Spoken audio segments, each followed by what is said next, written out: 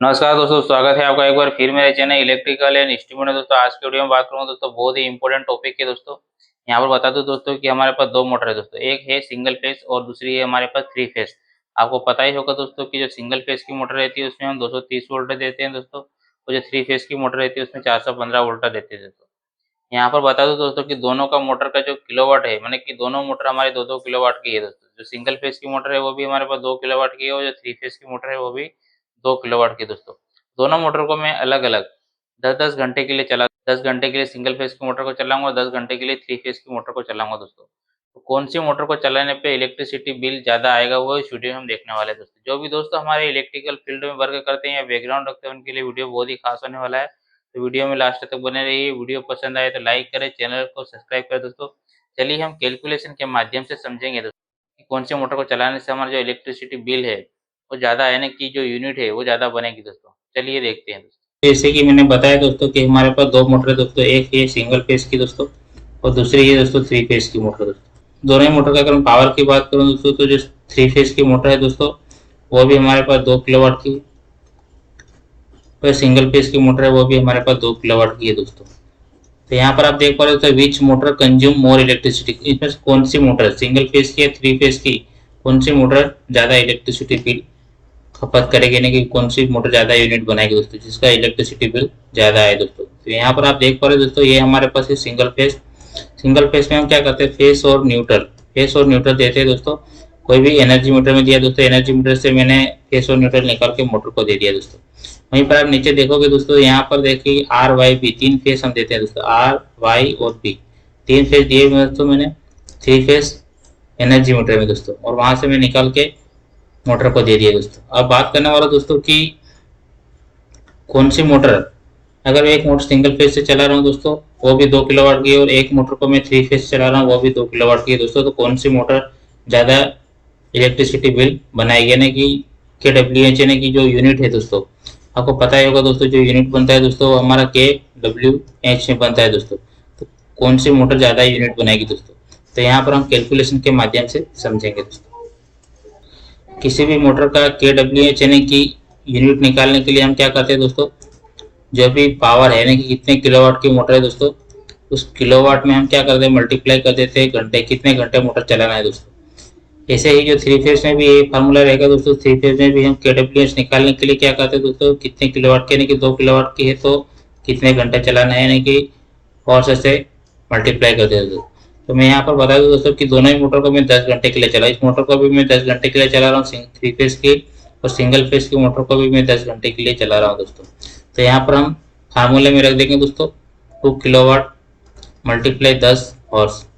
तो यहाँ पर जो 10 दूना 20 यानी कि कितनी यूनिट बनेगी दोस्तों, 20 यूनिट बनेगी दोस्तों। अगर मैं सिंगल फेज की मोटर को चलाऊँ 10 घंटे के लिए तो 20 यूनिट बनेगा दोस्तों। ऐसे ही मैं थ्री फेज की मोटर को 2 किलोवाट मल्टीप्लाई 10 घंटे के लिए इसको भी चला रहा हूँ दोस्तों, तो ये भी आपका 10 दूना 20 के डब्ल्यू एच, यानी कि ये भी आपका 20 यूनिट बनाएगा दोस्तों। तो यहाँ पर आप देख पा रहे हो दोस्तों, चाहे मैं सिंगल फेज की मोटर चला रहा हूँ चाहे थ्री फेज की मोटर को चला रहा हूँ दोस्तों, अगर दोनों का पावर सेम है, यानी कि जो दोनों को 2 किलोवाट की, सिंगल फेज भी 2 किलोवाट की और थ्री फेज भी 2 किलोवाट की, तो हमारा जो यूनिट बनेगा दोस्तों वो सेम यूनिट बनेगा। यानी कि आप यहाँ पर देख पा रहे दोस्तों, दोनों ही मोटर को मैं चला रहा हूँ तो यहाँ पर 20 किलोवाट बना दोस्तों, और यहाँ पर 20 किलोवाट बना, यूनिट सेम बना दोस्तों। तो आपका इलेक्ट्रिसिटी बिल भी सेम आएगा दोस्तों, इससे कोई फर्क नहीं पड़ने वाला दोस्तों। फर्क कब पड़ेगा दोस्तों कि जब हम, जैसे कि जो किलोवाट की मोटर है दोस्तों, अगर किलोवाट ज्यादा होगा दोस्तों किसी का, सिंगल फेज अगर 5 किलोवाट के, उसका इलेक्ट्रिसिटी बिल ज्यादा होगा दोस्तों, यानी कि खपत कितना करे दोस्तों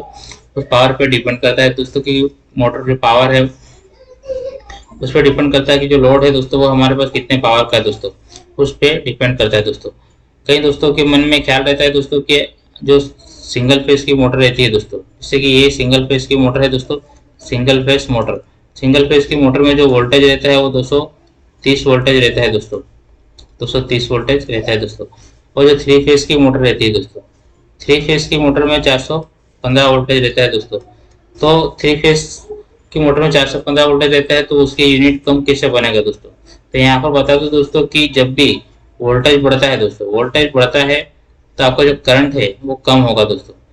जब भी वोल्टेज बढ़ता है तो करंट कम होगा, यानी कि थ्री फेज में वोल्टेज बढ़ा तो करंट मोटर जो है कम लेगी दोस्तों। वहीं पर जो सिंगल फेज की मोटर है दोस्तों, उसमें क्या होगा दोस्तों, उसमें वोल्टेज कम है, वोल्टेज आपका कम है, करंट आपको बढ़ेगा दोस्तों, इसमें करंट ज़्यादा रहेगा दोस्तों। चलिए कैलकुलेशन के माध्यम से समझेंगे दोस्तों कि जो सिंगल फेज की मोटर है दोस्तों कितना करंट लेगी, और जो 3 फेज की मोटर है वो कितना करंट लेगी दोस्तों।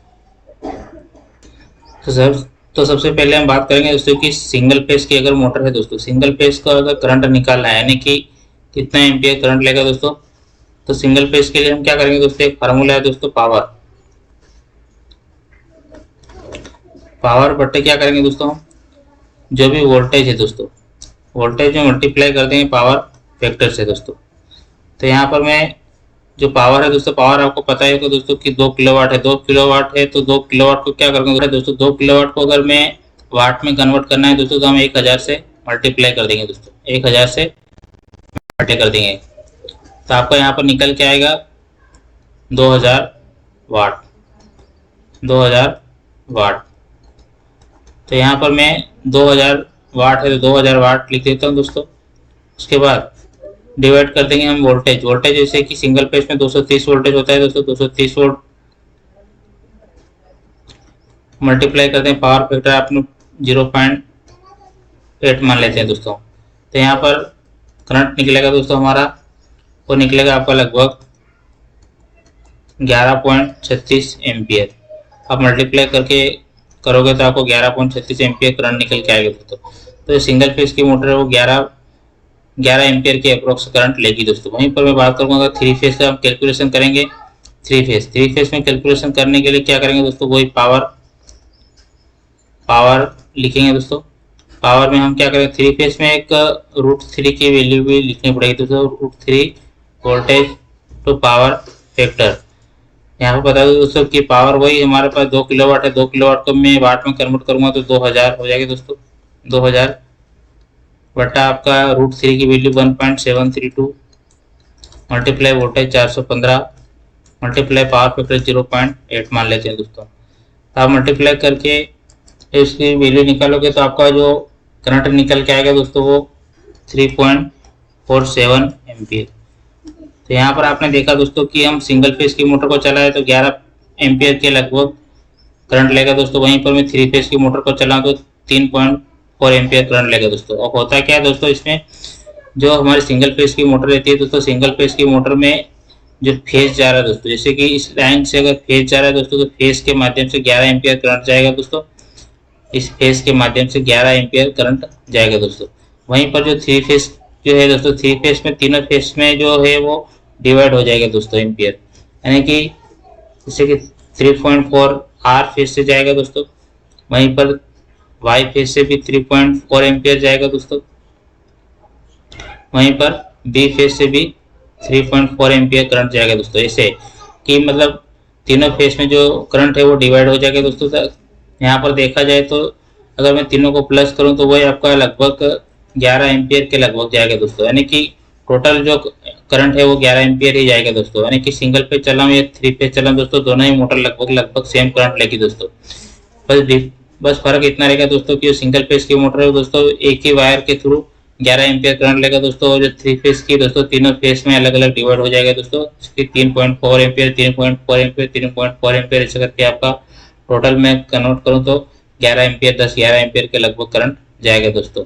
तो आपने इस वीडियो में सीखा कि दोस्तों कि चाहे मैं सिंगल फेज की मोटर चलाऊं या 3 फेज की मोटर चलाऊं दोस्तों, दोनों ही अगर किलोवाट सेम है दोस्तों और दोनों का टाइमिंग सेम है दोस्तों, तो आपका यूनिट पे कोई फर्क नहीं पड़ेगा दोस्तों, यूनिट आपकी सेम रहेगी दोस्तों। जो यूनिट का फर्क पड़ेगा वो दोस्तों आपका किलोवाट पे डिपेंड करेगा दोस्तों कि जो लोड है दोस्तों हमारे पास कितना किलोवाट का दोस्तों। अगर किलोवाट का ज़्यादा लोड है दोस्तों तो उसका यूनिट ज़्यादा बनेगा दोस्तों। आई होप कि दोस्तों आप वीडियो पसंद आया होगा दोस्तों। वीडियो पसंद आया हो तो लाइक करें, चैनल को सब्सक्राइब करें दोस्तों। मिलते हैं नेक्स्ट वीडियो में दोस्तों।